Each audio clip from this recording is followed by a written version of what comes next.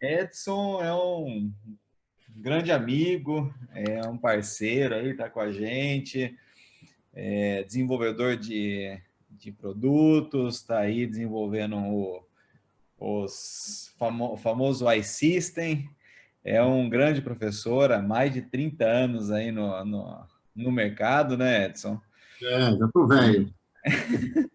E é um grande amigo hoje, a gente tem uma convivência mais próxima, e mesmo não estando próximo, tem uma convivência próxima, Com certeza. e a gente se fala aí quase toda semana. Pô, Edson, muito obrigado por estar aí de novo com a gente. Todo mês tem alguma aula com o Edson, sempre tem aula com o Edson, porque a aula do Edson é fantástica. Seja bem-vindo aí no Congresso. Congresso Ancoragem Esquelética não podia faltar a sua aula, que vai ser, eu tenho certeza, fantástica. E muito obrigado, fica à vontade aí, agora a casa é sua, Obrigado, fale à vontade aí no Congresso. obrigado. Boa aula, Edson. Seja bem-vindo. Boa aula. Bom, primeiro eu quero agradecer, né? Lógico que o Rodrigo já fez todas as honras, mas eu queria agradecer, queria parabenizar também pelo esse evento, mais um evento aí de qualidade, com todos esses professores que estão vendo aí, que são todos amigos. Às vezes as pessoas me perguntam assim, mas você vai estar num congresso onde tem um cara que fala diferente de você. É isso que é a construção é essa. Se todo mundo pensasse a mesma coisa, a gente estava usando ainda Edgewise, estava usando extra bucal, estava fazendo coisas que a gente fazia 50, 60, 70 anos atrás. O pensar diferente é que leva a gente a evoluir. Então, eu agradeço e a oportunidade de estar aqui mais uma vez. Então, hoje a gente vai falar sobre ancoragem esquelética no controle vertical, né? Então, na verdade, é o controle vertical com ancoragem esquelética.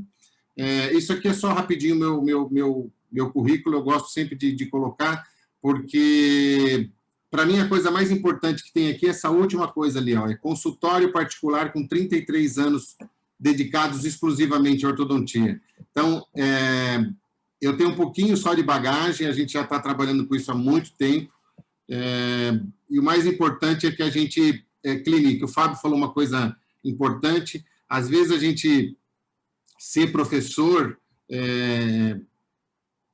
é difícil, mas mais difícil ainda é a gente ser professor e clínico, porque a gente sabe das dificuldades que tem na clínica, estuda as dificuldades que a gente pode melhorar e por isso que a gente evolui. Então, no fim, a gente trabalha dobrado, essa é a verdade. Tá? E eu agora ainda estou empreendendo na área de escola, cursos, etc. E tal, então, eu estou ficando completamente louco. Eu sempre gosto de começar com essa foto, que eu acho uma foto maravilhosa. Isso aqui em Ubatuba, uma praia que chama Ubatumirim, bem no norte de Ubatuba, quase na divisa com o Rio de Janeiro. E essa foto foi tirada há 2 anos atrás. E o mais interessante dessa foto é que vocês podem ver à sua esquerda, que está nascendo a lua e à sua direita está se pondo o sol. É uma foto bem particular, que isso é difícil de você conseguir ter um enquadramento na mesma foto, mas isso tudo é para a gente agradecer a oportunidade de ter gratidão por tudo que a gente passa aqui nesse planetinha. Bom, esse é meu consultório, onde, como eu falei para vocês, eu sou clínico também, tenho pacientes, atendo pacientes, vivo o dia a dia das dificuldades que todos podem viver e os anseios de resolver problemas, né? Então, esse é o meu consultório, essa é a minha família, minha mulher, que também é dentista, meus 2 filhos, que não são dentistas, até hoje eu não sei se graças a Deus ou infelizmente, mas, enfim, os 2 são dentistas, não são dentistas, são engenheiros, na verdade, tá? E o meu filhinho mais novo é esse aqui, que é o meu cachorrinho, o Thor, que eu estou aqui na minha casa, ele deve estar em algum lugar andando aí, daqui a pouco ele deve aparecer por aqui. Mas, enfim, eu também gosto... Isso aqui é só porque são os meus prazeres, que é aviação e barco. Não tenho avião, tenho só um barquinho, mas eu sou de uma família de pilotos, meu pai é piloto, meu irmão é piloto, e eu não sou. Meu pai disse que eu tinha juízo, fui ser gente e ser dentista. Acho que ele estava errado. Mas, enfim, vamos lá. A gente sabe que o controle vertical é uma coisa que a gente já vem estudando já há alguns anos. Esse artigo clássico do McNamara, que é de 1981, ele dá lá que a retrusão mandibular é mais frequente em pacientes que tenham problemas verticais. O desenvolvimento vertical excessivo da parte posterior da maxila está presente em 30% a 40% da população, ou mais precisamente dessa amostra. E toda vez que você tem um excesso vertical na região posterior, você abre a tesoura, ou seja, você roda a mandíbula, por isso que você fica com mais retrusão mandibular, e por isso que você fica, muitas vezes, com mordidas abertas. Às vezes, o controle vertical posterior fecha a mordida, mas não é um intuito primordial disso, é porque a mordida acaba abrindo pela essa rotação horária da mandíbula. Tá? Tem um artigo também que foi escrito alguns anos atrás aí pela professora Solange e o Milton Misaka, que eles relatavam que a maxila geralmente está bem posicionada, tá? Com alguma tendência.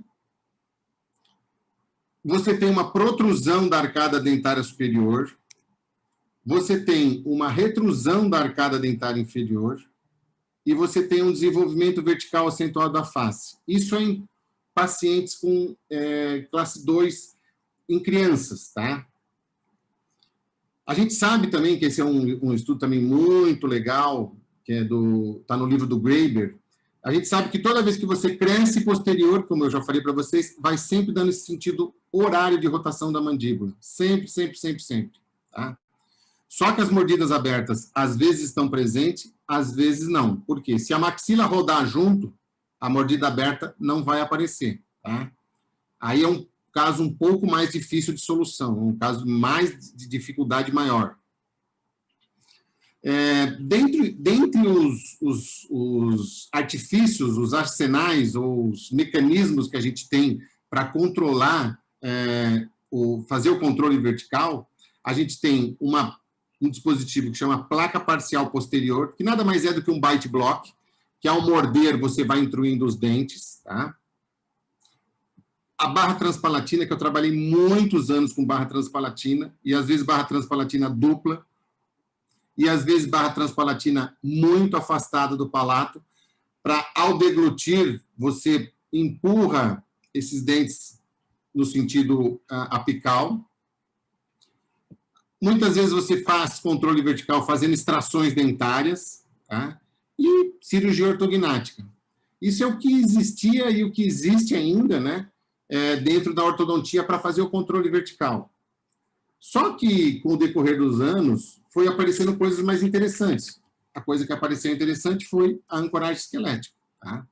Então, aqui a gente tem a placa parcial posterior, vocês podem ver que nada mais é do que um dispositivo que você põe inferior, é um bite block, basicamente, que ao morder, muitas vezes tem profissionais que cimentam isso, tá?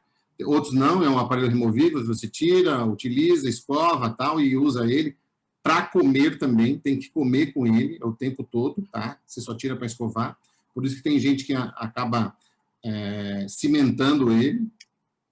A barra transpalatina, que eu falei para vocês, eu trabalhei muitos anos com barra transpalatina, muitos anos, porque dentro da filosofia que eu faço, você trabalhava muito com barra transpalatina, precisava ter ancoragem absoluta, e a gente não existia ancoragem absoluta, né? Era dita ancoragem absoluta quando você utilizava a barra transpalatina. Né?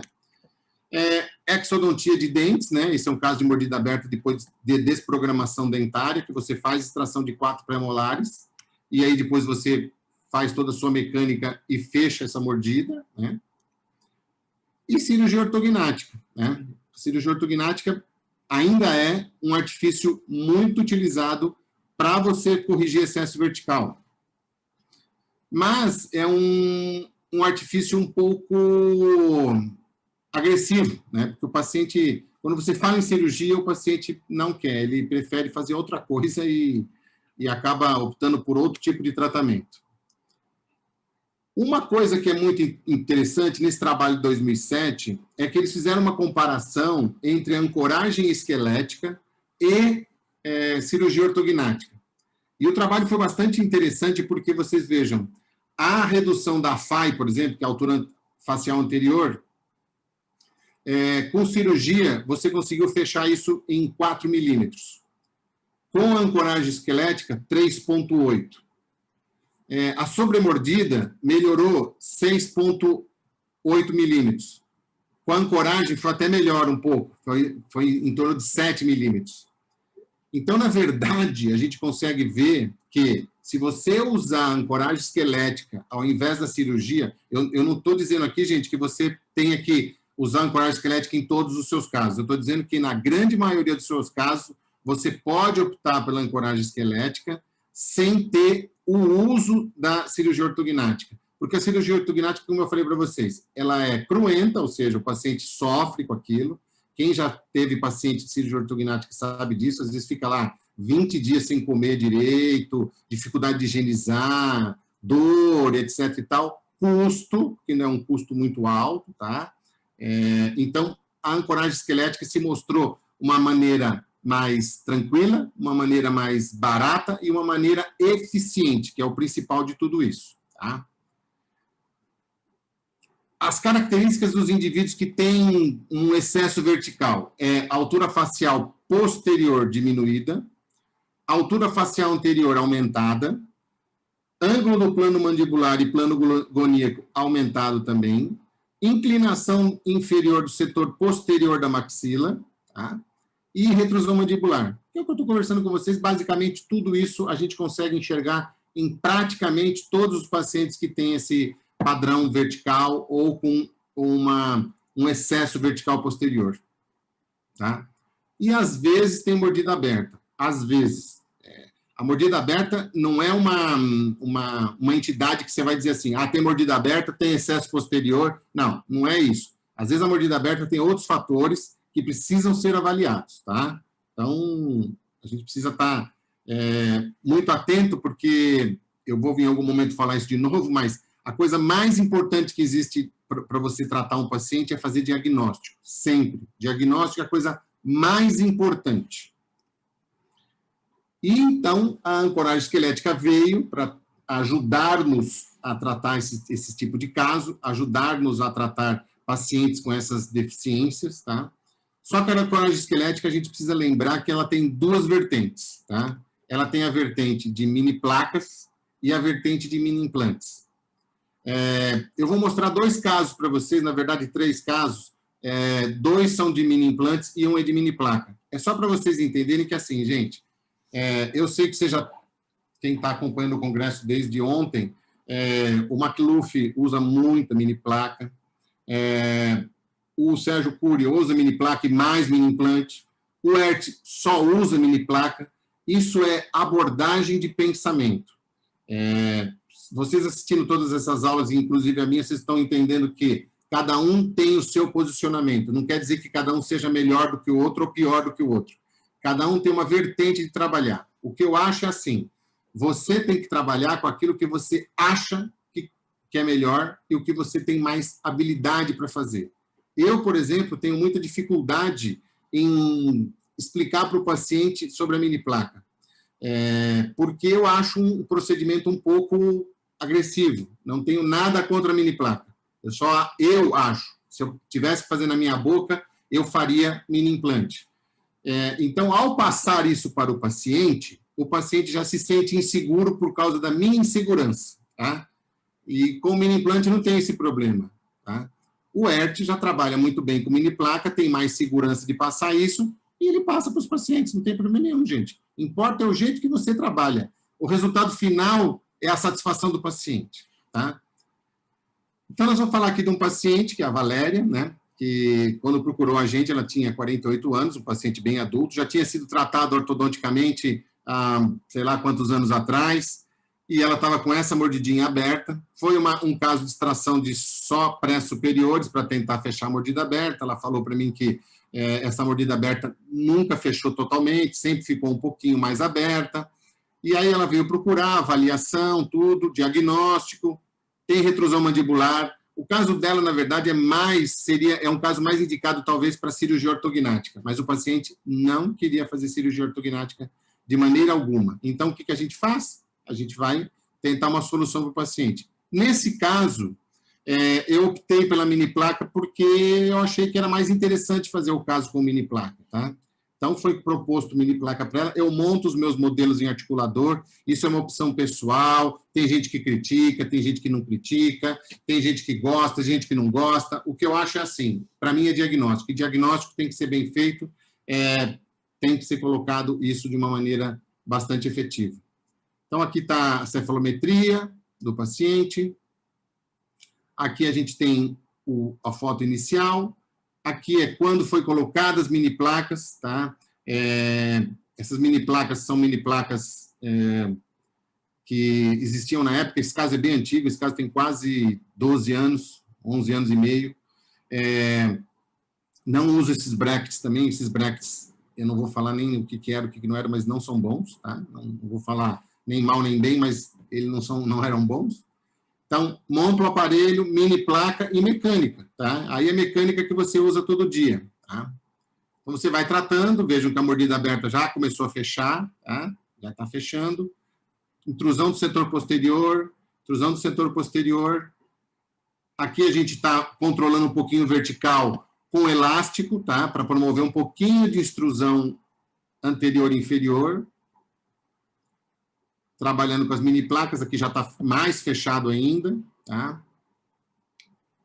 Aqui já trabalhando o anteroposterior. Aqui terminando de fazer o fechamento. Tá lá as mini placas ainda. Só uma observação, a mini placa, muitas vezes, você terminando o tratamento, você ainda deixa a mini placa ali, porque se você tiver algum problema e precisar recolocar a mini placa de novo, o paciente nunca mais vai colocar. É diferente do mini implante. O mini implante você pode utilizar, quando você não precisa mais, você tira, se você precisar de novo, você coloca. A mini placa, muitas vezes, você tem que deixar ela lá até o final para ter certeza que você não vai precisar de nada, tá? E eu tenho pacientes que eu coloquei a mini placa e faz 10 anos que ele está com a mini placa lá e não quer tirar de jeito nenhum, tá? Isso é a opção do paciente. Então, aqui, depois foi retirada a mini placa, mas vejam, precisei fazer um aportezinho, foi feito como mini implante, tá? Aqui é o término do tratamento, tá? É um tratamento que precisa fazer estética, precisou fazer estética, ele foi feito estética, depois de 2 anos, eu não tenho as fotos finais aí, tá? Mas aqui é o antes e depois, então é um caso que a gente conseguiu fazer um bom tratamento, tá? Um bom controle vertical, com mini placa. Essas são as fotos, embaixo são as fotos iniciais, em cima são as fotos finais, tá? Paciente bastante satisfeito. Ela tem um perfil ruim, ela sabe disso, ela não queria modificar, porque senão, na verdade, como eu falei para vocês, é um caso cirúrgico, e não é um caso cirúrgico só de avanço de mandíbula, não. É um caso cirúrgico de dupla cirurgia. Você teria que fazer um avanço de mandíbula e um avanço de maxila, porque ela foi feita a extração dos premolares superiores, tá? Então, é um caso de cirurgia dupla, o paciente de jeito nenhum queria fazer, então foi proposto a mini placa e foi tratado. Esse é um pós-tratamento de 2 anos, está bastante estável, bastante tranquilo, o paciente numa boa, tratou, depois fez as estéticas, que eu não tenho as fotos finais, tá? Mas está lá, depois de 2 anos, está bonitinho, estável, não piorou as recessões gengivais, porque ela tinha muita recessão gengival, não piorou as recessões gengivais, estão todas lá, tá? E agora nós vamos falar sobre o controle com mini implante. Mais precisamente, que eu vou falar com vocês, é no dispositivo que eu desenvolvi, junto com os meninos aí da Datstil, o Rodrigo e o Fábio, que chama BIM, tá? A gente vai explicar o porquê da BIM, qual é a facilidade da BIM. Não tudo, porque não temos tempo hábil para falar da BIM. A BIM, às vezes, a gente dá uma aula de quase 3, 4 horas para falar só da BIM. Aqui a gente vai dar um en passant. Gostou do francês, né, Rodrigo? Dá um en passant. A gente vai dar um en passant do que é a BIM, o que ela pode fazer, quando ela nasceu e onde ela está agora, tá? Para vocês entenderem toda a evolução da situação. Então, a Rafaela veio me procurar, como eu mostrei para vocês aqui, ela queria uma segunda opinião, tá? A Rafaela veio me procurar, ela estava há 4 anos em tratamento ortodôntico. É isso que a gente vê aí, ó, tá? Desse jeito, com 4 anos de tratamento ortodôntico. É terrível isso, né? Mas, enfim, é porque ela trata numa clínica muito famosa, que é uma franquia mundial. É uma franquia mundial que chama Só Troca a Borrachinha. Isso é uma coisa que me revolta. Vocês vão me dar 30 segundos para eu expressar a minha revolta, porque, gente, 4 anos tratando um paciente deste, 4 anos com essa situação, trocando borrachinha, ela ia todo mês lá, e o cara só trocava a borrachinha. Tá? Isso é terrível, isso pagando a mensalidade. Às vezes as pessoas perguntam assim, por que você cobra tão caro? Eu falo, eu não cobro caro, eu cobro justo, né? Porque aqui em São Paulo, ou aqui no Brasil, melhor dizendo, diferentemente dos outros países, tem essa história da manutenção, que eu já aboli no meu consultório faz anos. Isso não existe no meu consultório, não tem nada de pagar manutenção. O paciente paga o tratamento. Tá? Pode dividir em 5, 7, 10, 15, aí a gente estuda o jeito que faz a divisão do tratamento. Mas essa história de manutenção, o que acontece? O cara paga lá R$40, R$50, ou seja, aí, para quem é fora do Brasil, 10 euros, ou $8, $9, e aí o que acontece? Para o dentista é melhor que esse paciente fique lá uns 10 anos de aparelho mesmo, mas para o paciente não é, gente, pelo amor de Deus. Tem que ter um pouquinho de ética profissional. Bom, enfim, a Rafaela veio lá, a mãe queria saber o que ela podia fazer, eu falei para ela, a única coisa que eu acho que a senhora tem que fazer é trocar de ortodontista, pode ser comigo, pode ser com outra pessoa, mas tem que trocar de ortodontista, né? E eu fiquei pensando muito no caso da Rafaela e fui estudar sobre ancoragem no palato. O que a gente podia fazer com o palato? Porque eu não queria colocar mini placa. Ela tinha 18 anos, às vezes é complicado, o paciente não tem um osso muito bom, ela não era muito boa escovadora, não gostava muito de escovar dente, vocês conseguem ver aqui, né, que tem cheio de placa. E aí eu fui estudar o que a gente podia fazer pela Rafaela. Dentro da literatura, gente, a gente tem vários artigos, mas vários artigos falando sobre intrusão de molar, intrusão de maxila. Vocês viram o Vicente falar aí sobre intrusão e impactação de maxila com mini implante. A gente tem muito artigo, tanto pode ser pelo IZC, entre os caninos aqui, só colocando na espinha nasal anterior, pelo palato, e eu fui estudar isso. A gente vai estudar, como eu falei para vocês, eu sou clínico, mas também sou professor, e a gente vai estudar. Esse artigo aqui do Parque, a maioria dos mini implantes, dos artigos sobre mini implantes, vem dos orientais, né? Tanto os asiáticos, como às vezes até os indianos. Eles têm muita facilidade com isso. Então, vocês vejam esse artigo aqui. Aí tem um outro artigo do John Pobans, que é ele chama de Jingle Bell, isso daí, o sino, isso aí. Tinkerbell, desculpa. Porque são 2 mini implantes onde você, na verdade, adapta uma barra transpalatina para fazer a intrusão com o mini implante e a barra. Aqui também vocês conseguem visualizar melhor, com bandas também, do outro lado está sem bandas. Tem outros que trabalham com a impactação, esse caso também é do John Pobans, onde ele coloca por vestibular e por palatino, por vestibular mini implantes, por palatino, uma barra transpalatina afastada do palato com um botão para ajudar a impactar tanto a maxila como o setor posterior. Tem um artigo também do Peter Burshank, falando sobre isso, que é um aparelho bastante difícil de ser executado, mas é um aparelho que também tem. E o que me chamou a atenção quando eu fui ver isso foi esse artigo da professora Patrícia Vergara, lá da Colômbia, que foi com quem eu fiz o meu primeiro curso de mini implante em 2010, acho que foi, já nem me lembro, 2012, acho que foi 2012, que eu fiz o curso com ela e com a Daniela Storino. Já falei isso em algumas vezes quando eu dou aula, a Daniela me iniciou nos mini implantes, né? E esse dispositivo que a Patrícia criou eram 2 mini implantes, onde você amarrava elastiques, como vocês estão vendo aí, com botões linguais, né? para fazer a intrusão do setor posterior, para fazer uma autorrotação da mandíbula e você promover um controle vertical. Só que existe uma dificuldade para fazer isso, porque toda vez que você vem para trocar isso, você tem que tirar o amarrilho, às vezes o amarrilho escapa lá do mini implante, ou seja, o amarrilho quebra, e aí solta tudo. E eu fiquei pensando no que podia melhorar, né? Mas isso me chamou a atenção, eu achei muito interessante esse dispositivo que ela fazia, ou faz até hoje, né?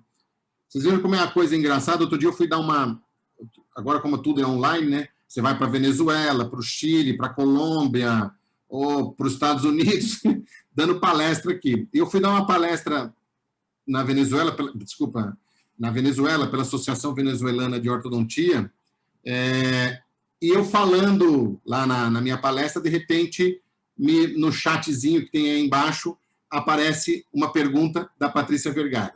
Aí a Patrícia Vergara me perguntou, falando que eu mostrei esse caso aí. Então, a gente sabe, tudo que eu falo é porque eu sei o que eu estou falando. Não é que eu sei, eu estudei para saber. Tá? Então, não é nada eu tirei de algum lugar. Tá? Tudo tem um embasamento científico. E a Patrícia ficou muito feliz em ver que ela me ajudou a desenvolver isso de uma maneira ou outra. Esse também é um caso de um amigo, do Fábio Enequian, que é um caso muito parecido com aquele do John Pobans. Vocês vejam que ele coloca um mini implante parassagital, tá?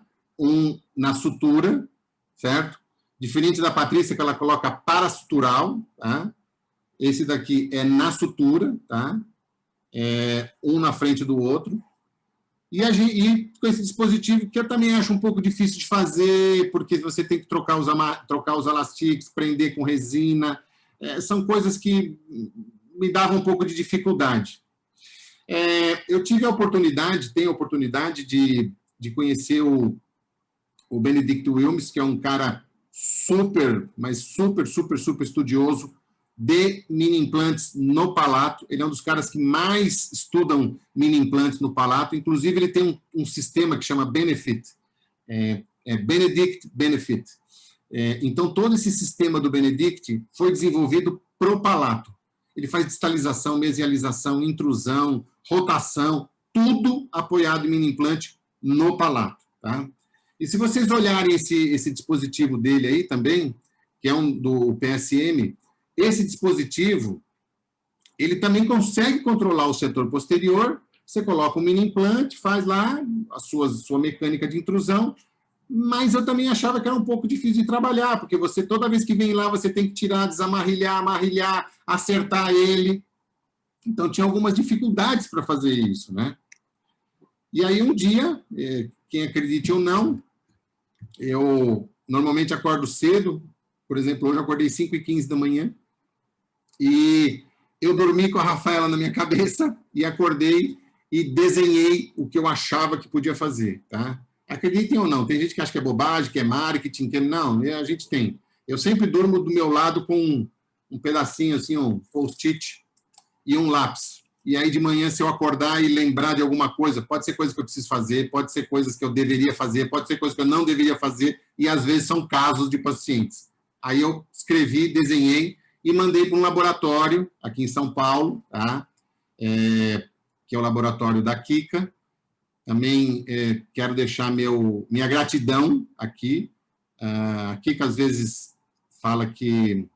Bom, não vamos discutir isso, mas, enfim.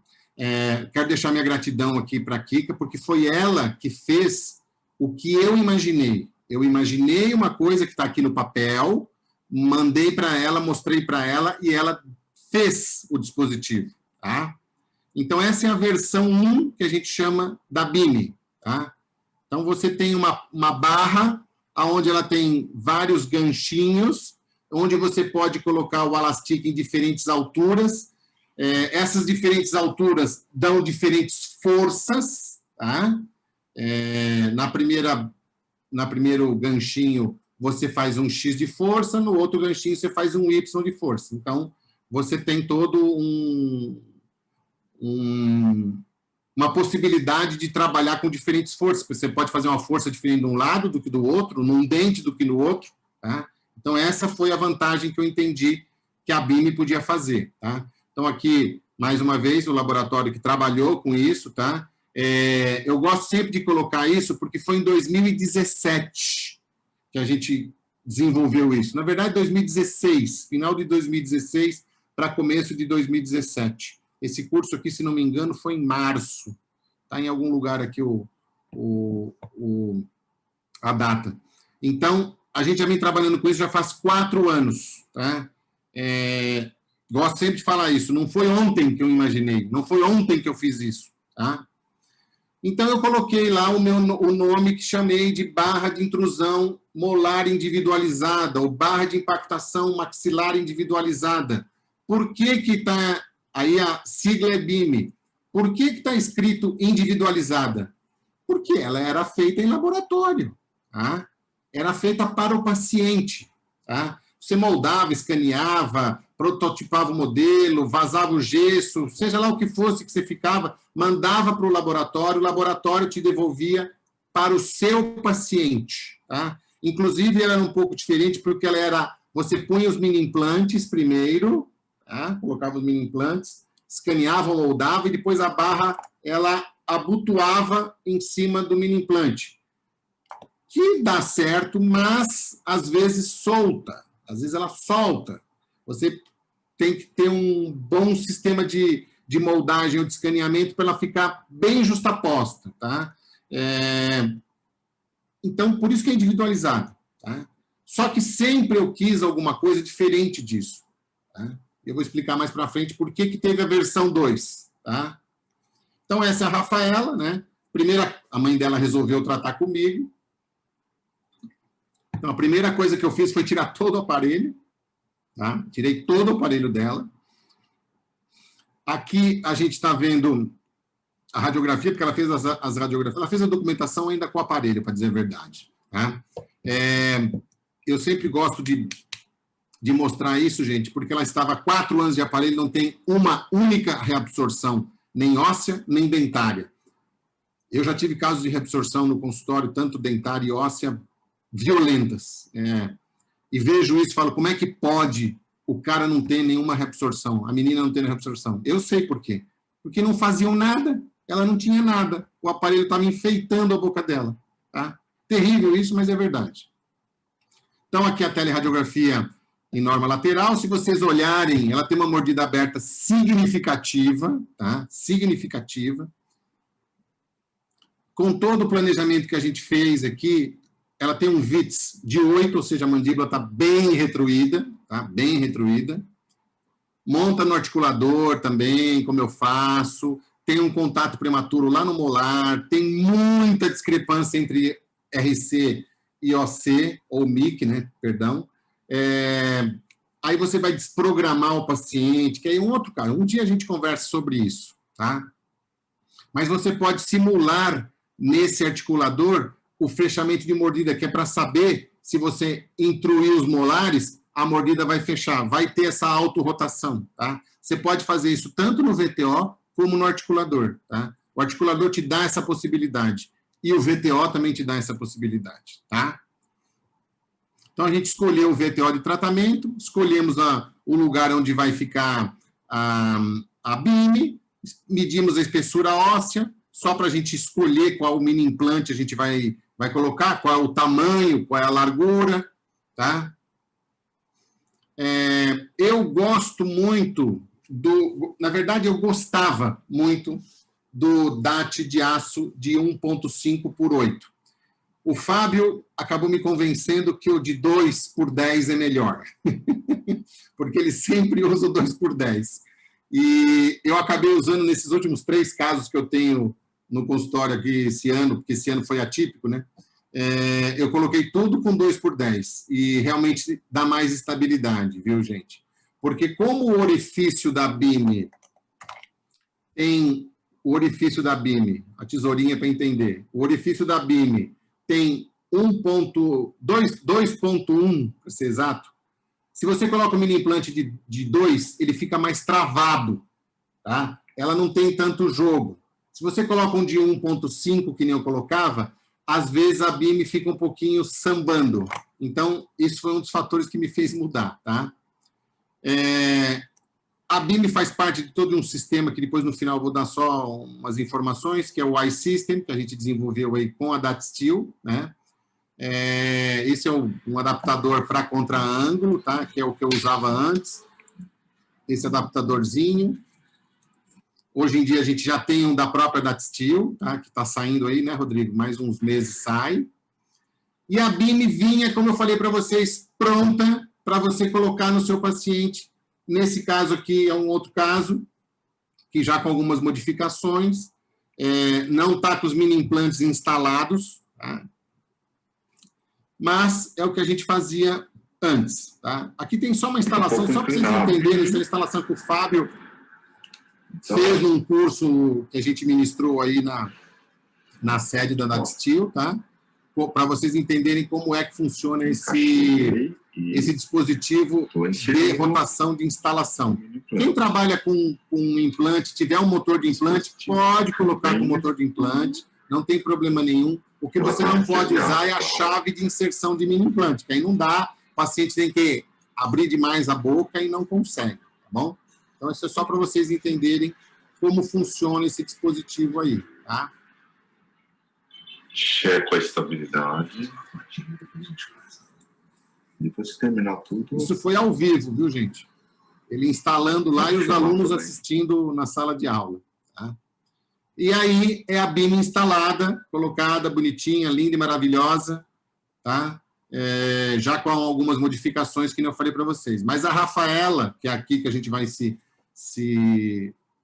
focar agora, nesse momento, eu colocava os mini implantes, moldava, mandava para o laboratório me devolvia a barra, eu abotoava ela no mini implante e, por segurança, eu colocava um pouquinho dessa resina, que é uma resina da GAC, chama Tríade Gel, e fazia o tratamento.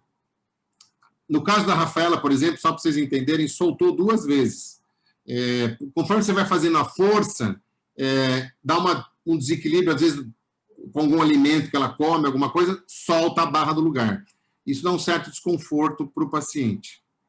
Mas o mais importante é isso aqui, a sequência de fotos para vocês entenderem o que a gente fez. Então, essa é a foto inicial, na remoção dos aparelhos. Na foto de baixo, vocês veem que a mordida aberta está mais aberta, porque ela foi desprogramada, ela tinha dor de ATM. Aí é um outro assunto, né? Quando desprograma, abre mais a mordida, tá? E é uma sequência de tratamento com a BIM, que vocês vão entendendo. Eu, antes também, não faço mais hoje isso, antes eu colocava 2 mini implantes no IZC para controlar a possibilidade de lingualização desses dentes. Hoje em dia a gente não faz mais isso, tá? Isso foi uma orientação do professor Maurício Sakima. O professor Maurício Sakima, que é um cara que entende muito de mecânica, e ele tinha me dado uma sugestão. Ele falou, olha, se você trabalhar com fios retangulares, você não precisa fazer isso. O fio retangular já por si só, ele já consegue controlar esse tipo de possibilidade. Mas, como esse foi o primeiro caso, eu fui fazendo assim, tá? O problema é que esses implantes 2016, se o paciente não toma cuidado, você perde, e aí você tem que fazer menos força, e acaba demorando um pouquinho mais do que o normal. Aí vocês conseguem ver os 2 mini implantes, né? Vocês vejam que aqui ela tinha perdido um, depois eu recoloquei. Aqui a gente já está... Ela perdeu do outro lado, e aí a gente foi fazendo o tratamento. Vejam que a mordida vai fechando, né? Ela vai fechando. Ela vai fechando. Até que ela está nessa situação aqui. Nessa situação aqui, lá atrás, no meu diagnóstico, que eu falei para vocês, eu percebi que daqui eu não conseguiria intruir mais e a mandíbula autorrodar. Se vocês olharem aqui, de canino para trás, ela já toca tudo, tá? Então, não tem condições de eu fazer mais intrusão no setor posterior e ter uma autorrotação da mandíbula. Então, nesse estágio, eu faço um pouquinho de extrusão inferiores. Não vou mexer nos superiores, nada. Tá? É o inferior que instrui um pouco. Tá? Então, ela vai usar elástico, tal, né? E aí vocês vejam a situação aqui de inicial e a situação que eu falei para vocês que a gente vai fazer a extrusão agora dos inferiores. Foram 9 meses de tratamento. Lembrem que ela estava há 4 anos de tratamento. Tá? Diagnóstico, gente. Diagnóstico, diagnóstico, diagnóstico. Esse é o final do caso. O total do tratamento foi 1 ano e 4 meses, se não me engano. Mas o que eu quero que vocês entendam? Quero que vocês entendam isso. Olha. Olhem essa teleradiografia. Tá? Vejam nitidamente que houve uma intrusão do setor posterior, tá? Ou impactação, como queira, ou modelação óssea, cada um usa um termo, tá? E fez-se a autorrotação da mandíbula. Teve um pouquinho de extrusão do inferior? Teve, pouco, coisa de 1 milímetro, tá? Não é nada absurdo. Outra coisa muito importante, tá aqui todos os traçados, pra vocês entenderem. Então, o VITS saiu de 8 para 2, é muita diferença, tá? Muita diferença.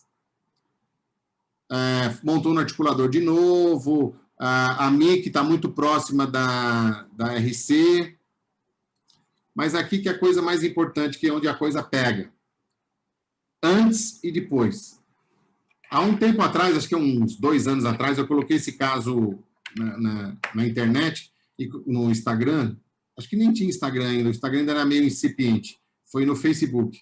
E muita gente falava assim, aconteceu isso, aconteceu aquilo, deu um monte de discussão lá dentro.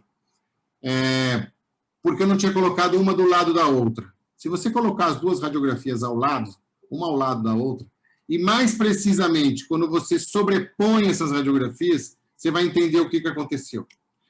Vejam aqui, isso é uma simulação. Simulação. Tá? Então, você sai dessa situação aqui para essa situação aqui.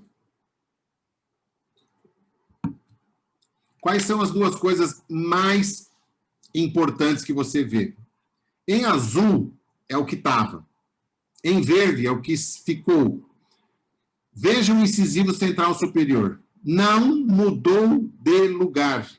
Ou seja, ele não instruiu nada. Ele não saiu do lugar. Compensação, olha o molar. O quanto intruiu. O quanto modelou o osso lá. Tá? Muito, muito, muito, muito. Olha a mandíbula. Ela auto-rodou. Tá? Tem um pouquinho de extrusão no inferior? Tem. Eu não vou mentir para vocês que tem, porque eu já mostrei lá atrás. É 1 milímetro, para ser exato. Tá? Só que isso eu vi no diagnóstico. Tá?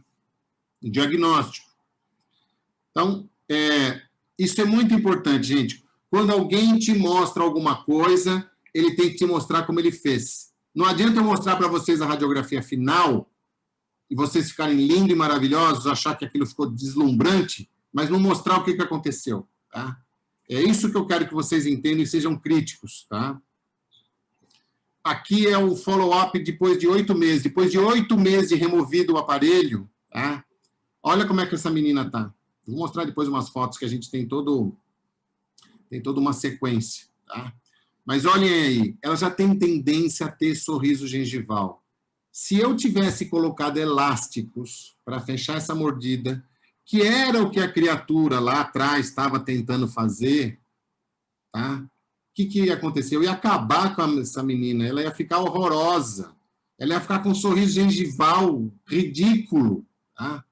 Que eu já vi muitos por aí, inclusive alguns na internet, o cara ainda publica e fala que é normal, eu não sei onde ele acha que isso é normal, mas enfim, tá? A pessoa já tem uma tendência a sorriso gengival, você ainda bota o elástico para piorar o sorriso gengival e falar, fechei a mordida. Poxa vida, gente, melhor não ter feito nada, tá? Pelo menos ela não ia ficar feia, tá bom? Então, é diagnóstico, tá? Diagnóstico. Olha aqui, tá? Ela continua meio mal escovadora, né? Não é muito boa escovadora, tá? Olha aqui, ó, 2 anos depois. 2 anos depois. Alguém fala assim, o lateralzinho ali, o 12 intruiu um pouquinho, deu uma adequação. Mas está tudo bem, não está problema nenhum. Ela sorri bonito, está bonita, mastiga, não tem dor, não tem nada. Tá? Então, o mais importante é isso, estabilidade ao longo do tempo. Porque mordidas abertas que você fecha com elástico, tá? Ela abre de novo. Também tem isso. Olha uma sequência aqui da evolução, para vocês entenderem como melhora o lábio. O lábio melhora absurdamente, porque nessa primeira foto ela força muito o mentoniano e o labial, ela força muito para fechar. Tá? E conforme você vai fazendo a autorrotação da mandíbula, esses músculos relaxam e ela vai conseguindo ter um vedamento labial muito melhor no decorrer do tratamento. Tá? É só vocês verem a última foto com a primeira foto, vocês veem o quanto que melhorou o lábio, a posição do lábio. E lábio para a mulher é a coisa mais importante que tem, porque ela passa batom, ela faz toda a sensualidade dela. Então, se não tiver um lábio bonito, a pessoa fica feia. Tá? Isso é muito importante. Esse é um outro caso, só para vocês entenderem, de uma mordida aberta também, não é da Rafaela, de uma outra paciente. Aqui é só para ilustrar que não é só a Rafaela que a gente tratou com isso, tá? Aqui foi feito todo uma retração, foi feito todo um acompanhamento. A mordida foi fechando, ainda fazia com IZC, que nem eu falei para vocês. Aqui colocado lá na boquinha, tá vendo lá? A BIM instalada. Essa já é um pouco diferente. Essa eu não coloquei os mini implantes, eu coloquei depois. Tá? Foi fechando a mordida e tem essa última foto aí, que é já com a mordida praticamente fechada, e aí a gente está trabalhando o anteroposterior, tá? Mas fechou absurdamente a mordida. O caso da Rafaela, mais precisamente, vai ser publicado. Eu estou perguntando toda semana lá na SPO para ver quando é que sai essa revista, mas era para ter saído em agosto, por causa da pandemia não saiu, ficaram para sair em setembro, não saiu, me prometeram que vai sair agora em outubro, espero que saia, mas o artigo já está aceito, já está lá, é só publicar, tá? Que faz parte de uma palestra que eu dei na SPO no Orto 2018, esse ano não teve o Orto 2020, tá? Vai ficar por ano que vem, então, só para vocês entenderem que também tem publicação sobre isso, tá? E quando é publicado, é porque está lá bonitinho, porque alguém uma vez falou para mim assim, não está feliz? Publica para saber que é teu. Aí está aí publicado para a gente ver que realmente é meu. Então, já está há 2 anos para ser publicado, tá? Só que as coisas evoluem, né? Que nem eu falei para vocês, muito rapidamente eu vou falar isso, senão eu vou estourar meu tempo. As coisas evoluem, e aí a gente evoluiu a BIM para a BIM pré-fabricada. A BIM já vem pronta, você só vai ter ela lá no seu consultório e você adapta a BIM no seu paciente, tá? É todo um trabalho que a gente vem desenvolvendo há muito tempo já, e já está quase 1 ano e meio, 2 anos, nem me lembro mais aí, mas foi feito todo um estudo, não é que chegou lá, desenhou e mandou fazer lá no fundo de quintal, não. É uma coisa que tem todo feito um estudo, tá? Essas são as primeiras BIMs aí para a gente ver qual que ficava boa, qual que não ficava, até que a gente chegou nessa versão, tá? Que é uma versão altamente delicada, altamente polida, é linda, feita pela Datstil, tá? Então, não é cara, também às vezes as pessoas perguntam, que era uma coisa que também me incomodava, o laboratório cobra mais caro, porque tudo que é customizado é mais caro, eu queria uma coisa que fosse mais barata para o paciente e para o dentista também, tá? Só que aí ela não é individualizada. Se ela não é individualizada, onde fica esse I? Aí o I virou ilipronte, tá? Então ficou barra de intrusão molar ilipronte, ou barra de impactação maxilar ilipronte, tá? Todo mundo gosta de pôr o seu nome em alguma coisa, o Manhães botou lá no protocolo, o Benedict bota não sei aonde, todo mundo gosta de pôr. Então eu pus o meu também, porque afinal de contas eu também tenho ego e também e quero que as coisas sejam boas. Então, esse é meu paciente que a gente modificou muito rapidamente, vocês entenderem, setor posterior, foi feito todo um diagnóstico, tudo que a gente faz todos os dias, tá? faz todo o planejamento. Fiz um planejamento virtual também, simulando também, que agora acho que isso é legal a gente mostrar para o paciente entender como é que vai ficar o tratamento dele. Isso é muito importante que a gente faça, tá? Essa aula toda que vocês estão vendo aí ia ser apresentada num congresso no Chile, em junho, mas foi cancelado. Isso aqui é para vocês entenderem por que tem que trabalhar com tomografia. Vejam o tamanho do tórax que ele tinha, tá? E o tamanho do forame incisivo dele, tá? A gente tem que trabalhar com tomografia, é importante trabalhar com tomografia, tá? Então, aqui, olha o tamanho do tórax, é 12 milímetros. Você imagina se eu boto 1,5 por 8, não ia ficar aí, tá? Então, foi feito todo o planejamento, foi feita toda uma simulação, foi feita toda uma prototipagem, tá? Localização de onde vai ser os mini implantes. Isso de uma outra hora a gente explica melhor, tá? Esse é o antes, esse é uma semana depois, esse é 2 meses depois, quase, esse é 3 meses depois. A mordida está fechando sozinha, sem pôr elástico nenhum. Eu tenho outra foto que eu não consegui colocar aqui, que eu ficou no outro computador lá no consultório, e hoje eu não fui para o consultório, porque hoje é domingo. Mas, enfim, tá? A Labine instalada aí, tá? Então, vocês vejam que a gente trabalha agora mais tranquilo, sem nada no IZC, nada no IZC, tá? Só que a gente tem que chegar num arco mais full, tá? E a gente tem tido, eu tenho o prazer de ter várias pessoas que estão utilizando isso, tá? Tem o Dr. Oves lá da Bolívia, tem o Rodrigo, tem o Fábio, tem um grande amigo lá, o Ricardo Reston, de Joinville. Ele, inclusive, fez uns vídeos maravilhosos da adaptação e da instalação da BIM, que a gente utiliza em aula. Tem o professor Jesus Orobegoso, do Peru. Tem um outro amigo lá em Curitiba, o Luiz Vicente, que é meu sócio aqui na nossa escola. Tem o Sérgio Cury, o Sniper, que gosta também de usar a barra, está usando também. E o Bolívar, que é o último que eu sei que está usando aí também, que ele falou comigo há um mês atrás, 1 mês e meio.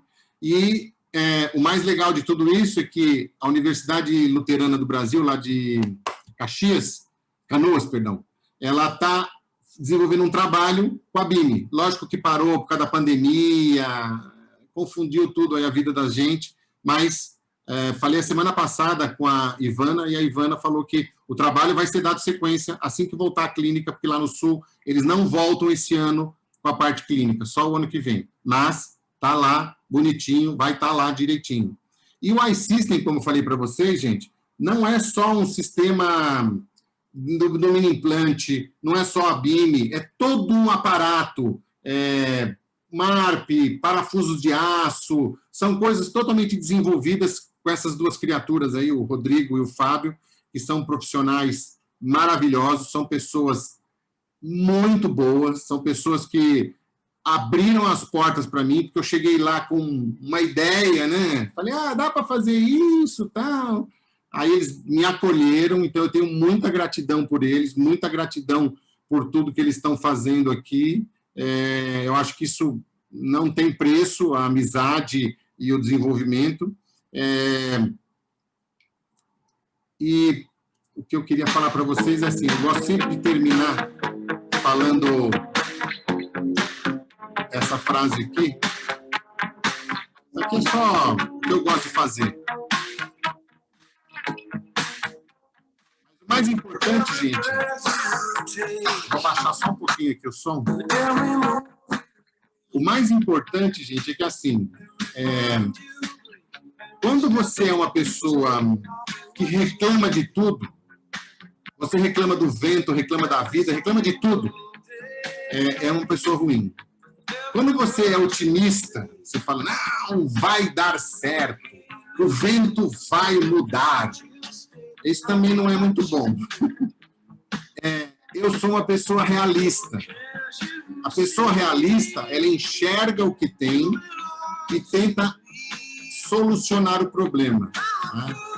eu gosto sempre de falar para todos os alunos, para meus funcionários, meus amigos, a gente não tem que focar no problema. O problema já está ali. Você tem que focar na solução. Não adianta reclamar dele, não adianta reclamar da solução se é difícil ou é fácil, e também não adianta ficar sentado esperando que alguém te ajude. Você precisa focar na solução. Tá? Então, isso serve para vocês entenderem que qualquer problema que vocês tenham, pode me ligar. Eu recebo WhatsApp, eu recebo direct, eu recebo consultas todo dia. E eu respondo com o maior prazer e o maior carinho, porque eu acho que a gente precisa ter isso em mente, que todos, sozinho, você chega em algum lugar. Junto, a gente chega num lugar muito mais longe. Tá bom? Mais uma vez, Rodrigo, Fábio, muito obrigado por tudo. Desculpa aí que eu passei um minutinho só, Fabião, não vai ficar nervoso comigo. Só passei um minuto, mas eu quero agradecer demais a vocês, agradecer a oportunidade de estar aqui, agradecer as pessoas que estão, todas as pessoas que estão assistindo, todas as pessoas que, se precisarem de dúvidas, podem me perguntar depois. E gratidão por tudo que vocês fazem pela ortodontia, gratidão por que vocês fazem pelos pacientes, tá? O Rodrigo trabalha aí em Portugal, a gente sabe que ele tem um monte de dificuldades, mas ele faz um trabalho campeão, sabe? Campeão, e isso é muito importante, gente, a gente desenvolver isso pelo mundo afora, tá bom? Obrigado, gente. Obrigado de verdade. E se tiverem algumas perguntas, depois pode me mandar, que eu vou ter o maior prazer em responder, tá bom? Beijo para todo mundo. Edson, muito obrigado pela aula, fantástico, você é um grande parceiro, grande amigo aí que desenvolveu todo esse sistema novo aí, que é o iSystem, né, que hoje você falou da BIM, que realmente está resolvendo para a gente de uma forma muito simples, né, de uma forma rápida no consultório, que antes era mais complicado, a gente ter que mandar para o laboratório, esperar laboratório, às vezes nesse período de você mandar para o laboratório, voltar, você perdia o mini implante, e hoje, de uma forma simples, a gente consegue trabalhar aí com a BIM, é muito rápido, 2 mini implantes e ajustar a BIM e instalar na boca, ou seja, sem depender de laboratório, de uma forma muito mais barata, mais prática. Fora isso, os outros sistemas que você também está desenvolvendo aí, que em breve estaremos já no mercado também, que outra parte do iSystem, né? Essa é uma parte, vai vir a outra ainda, né? Exato. E agradecer por tudo que você tem feito aí, por todo o seu tempo que você tem investido, pelo seu tempo de ter montado essa aula para o Congresso, uma aula fantástica. Tem comentários aqui, realmente, o pessoal falando que a BIM é fantástica, funciona bem, sabe? O pessoal está elogiando aqui sua aula. Obrigado mesmo, de coração, pela palestra aí que você deu aqui para nós. Obrigado.